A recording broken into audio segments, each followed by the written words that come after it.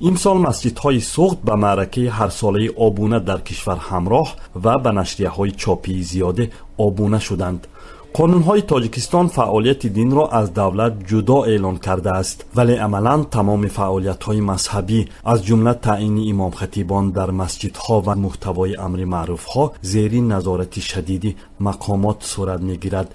ظاهراً آبونه به مطبوعات رسمی هم ادامه همین سیاست است.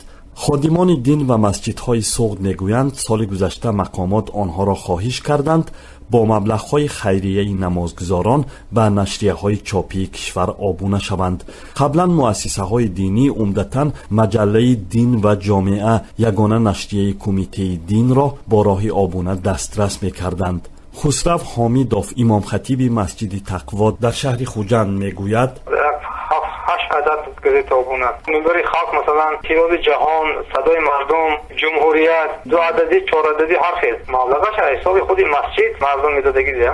مسئولان مسجدها به معرکه آبونه به نشریه‌های دوری تاجیکستان تیر ماه سال گذشته همراه شدند. آبونه به طریق اختیاری راه اندازی میشد و در برخی مسجدها بین صف نمازگزاران دسترخوان گردانیده برای آبونه پول جمع می آوردند. صابرجان رستم مدیر شعبه رشد اجتماعی و رابطه با جامعه حکومتی اصفهان در این باره میگوید مجبوری نیست خیلی تصمیمات شرکت کارخانه‌ها میکنن از جمله پیاده‌های دینی هستند. از سال گذشته 2016 در برخی مسجدهای ولایت سوخت گوشه‌های مطبوعاتی دوری پیدا شده روی آن گازیته و مجله‌ها چیده میشوند.